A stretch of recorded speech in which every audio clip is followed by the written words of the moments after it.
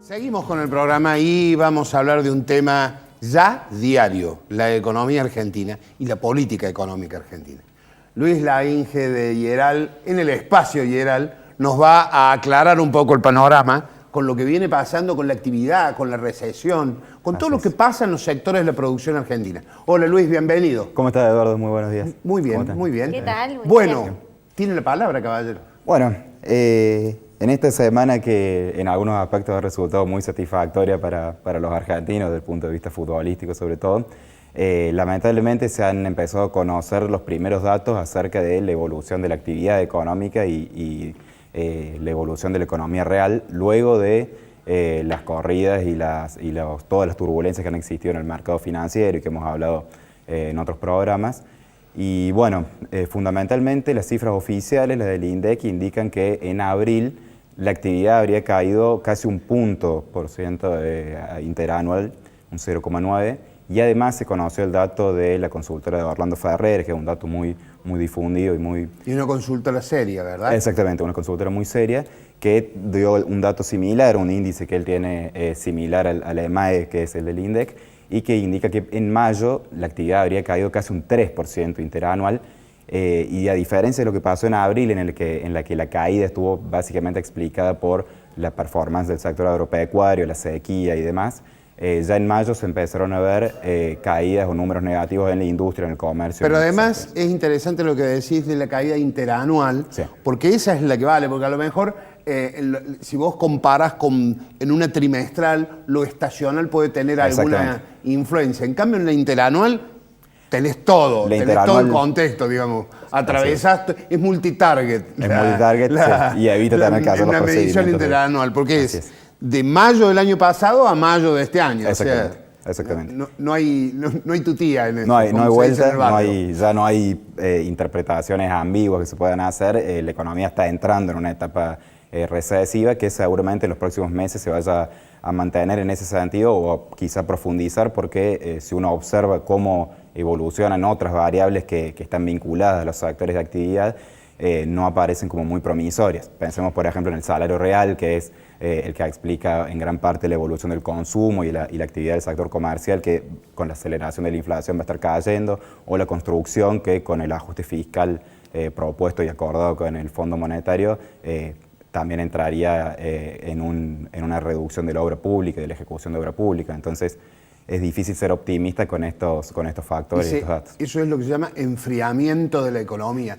Eso puede tener más allá de los problemas para el bolsillo de la gente, sí, y para la calidad de vida de la gente, puede ser una especie de disparador o de que la gente se reagrupe para que en el futuro las cosas mejoren, en un futuro inmediato, digamos. Puede ser, siempre una crisis evidentemente constituye, si uno lo mira de manera optimista, una oportunidad para corregir desequilibrios, que básicamente es lo que hemos visto con estas turbulencias de los meses anteriores.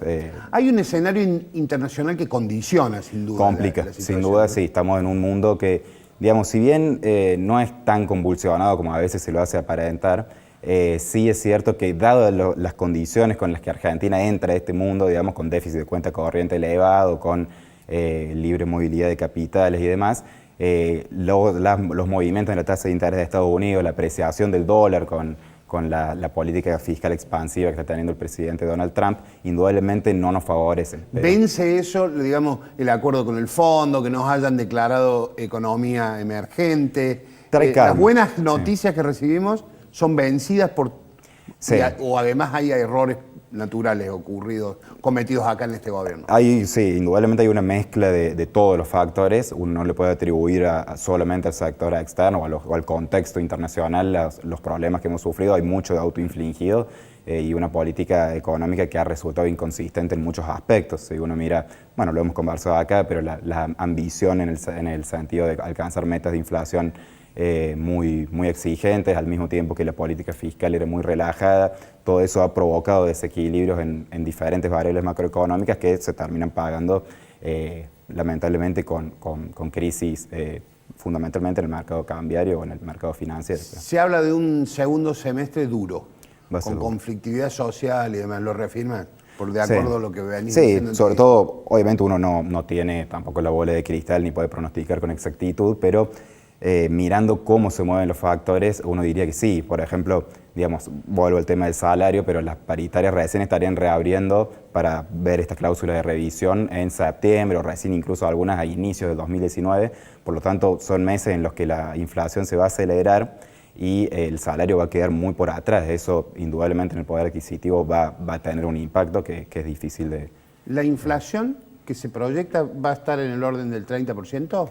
Sí, sí, nosotros creemos que va a estar en ese orden, digamos, en un escenario muy optimista, podría llegar a ese 27 que se pone como banda inferior en el acuerdo con el fondo, pero uno la ve más cerca de 30, digamos, y incluso quizá podría superar un poco ese nivel, pero indudablemente sí, estaría muy por encima, digamos, unos 5 puntos por encima del año pasado y muy lejos de la meta también que se ha planteado para este año.